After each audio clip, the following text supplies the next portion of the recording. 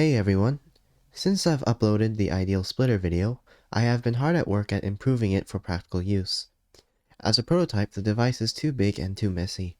Originally, I had intended to optimize the device before releasing the video, but I had run out of time and decided its value as a concept was enough. Optimizations are low-hanging fruit after all. But because not everyone is willing to do it, I've taken the liberty to do some of the more conceptually difficult improvements myself. So, how do we get from this to this? Welcome, have a seat. In today's class, we will be covering the various ways in which ideal splitters can be optimized.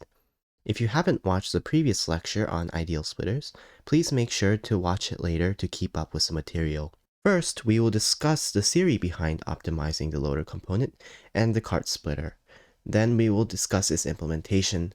And finally, we will discuss how it can be improved further. The most basic optimization involves increasing the speed of each loader. With an 8 times hopper speed loader, you can load a full box in just 1 minute and 20 seconds. This way you can get boxes faster. Beyond that, the loaders become more efficient as it is able to process more with less resources. First, it wastes less hoppers. While the previous 4 times hopper speed loaders used 3 times as many hoppers as its throughput, the new 8 times hopper speed loaders use only 1.38 hoppers per hopper speed. Second, with less loaders, it reduces the total amount of overhead logic used to control the loader. Unlike with other use cases, the loader layout for an ideal splitter can be further simplified. There is no need for comparator readouts.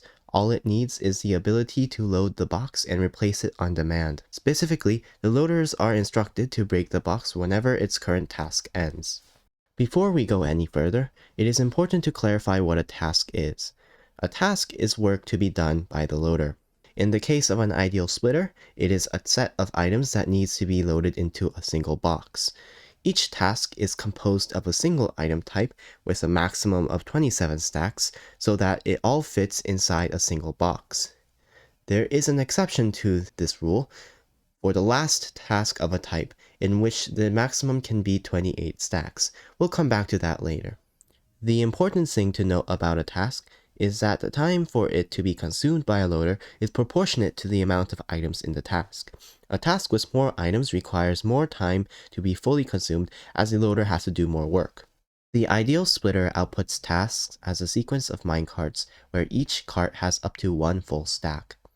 A new task begins whenever 27 carts are counted or when the splitter's item type changes.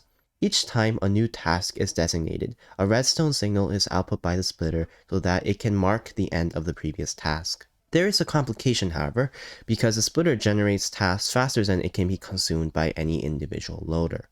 While the splitter outputs items at 32 times hopper speed, each loader can only load at 8 times hopper speed. Therefore, we need 4 loaders to match the throughput of the splitter. But because each task might vary in size, there must be task queues in order to efficiently distribute work. What would happen if we don't queue tasks? Imagine we have 27 stacks of one item, and then 4 different stacks afterwards. The tasks come consecutively, one after the other at 32 times hopper speed. Each task is assigned to the first loader that is not busy with another task. By the time we get to the diamonds at t equals 480 game ticks, the first 27 carts will have been assigned to loader 1, and the redstone, emeralds, and glowstone occupies loaders 2, 3, and 4 respectively. At this point in time, there are no non-busy loaders available for the diamonds. So where does it go? With the old design, the solution was to simply add more loaders. Thus, it had 34 times hopper speed loaders instead of the minimally required amount of 8 loaders. This is super wasteful, as outside of certain special cases, much of them are idle most of the time. This problem can be avoided with a task queue at each loader. Instead of putting the diamond task in an extra loader, we can simply queue it in a loader already in use. The loader will process the task after it finishes the previous task. This way, work can be distributed more efficiently, and so no extra loaders are required. Queue simply stores its entries in a line so that entries can be inserted and removed at arbitrary times. Items are added to the back of the queue and removed from the front. The order must be preserved, first in, first out. So how can we make a FIFO queue in Minecraft? For an ideal splitter, stacked minecarts, ordered by entity age, are the most obvious choice because they can fit in a small space.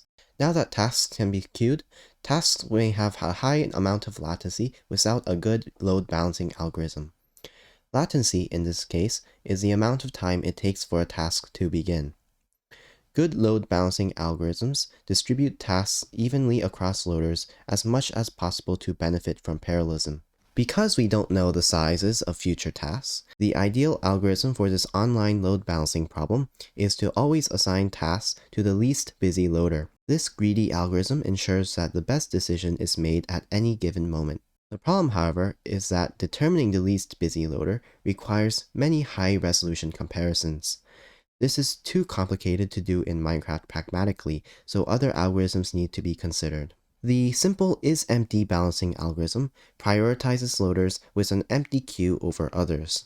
If any empty loader is available, tasks will be assigned to the first empty loader. Otherwise, tasks are assigned to the first loader with less than 21 carts in the queue. The benefit of this algorithm is that it can be easily implemented with comparator logic. The queue size is measured using signal strengths from dropper counters with 16 stackable items inside. To prioritize empty loaders, all that needs to be done is to reduce the threshold of the entire system at which the loader is no longer available for selection when there are empty loaders.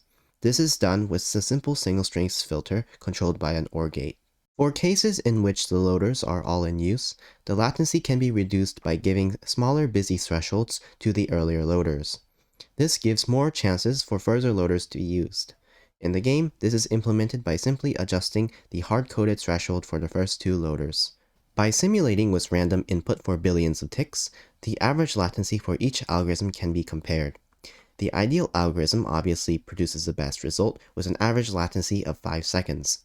No balancing performs the worst with 42 seconds of latency on average. The weighted isEmpty algorithm is surprisingly effective. Relative to the no balancing algorithm, the weighted isEmpty balancing algorithm is 83% as good as the ideal algorithm while being much easier to implement.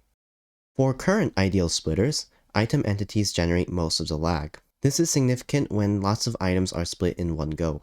Testing with Mumbo Jumbo's Hermitcraft items, his 62,000 items resulted in around 12,000 item entities, causing around 6 milliseconds of lag per tick in the first minute of operation on my laptop. Much of the item entity lag is caused by item entity merging, as each entity tries to merge with all the others in the same area. Item entity merging was necessary for the older ideal splitter design to ensure that no extra partial boxes are generated. However, the game merges item entities up to once every 40 game ticks when they are still, and up to once every 2 game ticks when they are moving. Because 40 game ticks was too long for the splitter, which ran a cart under the items every 16 game ticks, the older prototype used slime pushers to bounce items and force them to merge between each cart. This worked, but it resulted in more lag. Fortunately, there is another solution that doesn't require item entities to merge during its operation. The solution is to keep the cart under the item for at least 3 game ticks. This way, it tries to pack 3 item entities, of which their sum is guaranteed to be greater than a full stack if a full stack is possible. In the old prototype, the cart had already been picking up items for at least 4 game ticks. However, it was undetected by the isFull comparator because it failed to schedule in time. Comparators check that its value can change before scheduling an update to change it 2 game ticks later. To ensure that the comparator always schedules regardless of the cart's fill level, the comparator side subtract is disabled with a 2 game tick pulse. Doing this gives the cart 2 more game ticks to fill up, allowing the new design to eliminate the slime bouncers. The final optimization for the cart splitter is to implement a cart-based unloader. Some may find boxes too precious to burn, and so may dislike box eating based unloaders. For the item lifetime refresher, dolphins may be considered to be too annoying to obtain in survival, or may be disliked for its AI causing small amounts of static lag. A cart-based unloader and item lifetime refresher solves all these problems. The unloader uses hopper carts to unload the box and refresh the item entities very quickly. However, the device is much larger, complicated, and a little slower than box eaters and dolphins. Hence, it is not recommended for anybody except certain storage tech purists who are willing to sacrifice practicality for small gains. That said, it is an option that is available. The implementation of these optimizations in the machine involve relatively simple components. Much of the overall logic is the same except for the loaders. The box loaders use cart unstackers and dropper counters to allow tasks to be queued. Control token items inserted into the last cart of each task by the splitter tell the loader when to break the box. One control token causes the loader to break the box after loading the cart's items, and the other control token causes the loader to break the box twice. The box loader needs to break the box twice for certain tasks because there is a special case in which it can have more items than it can fit inside a single box. This is due to the splitter appending the merger cart to the previous task whenever the item type switches. When that happens, there can be up to 28 stacks in a task.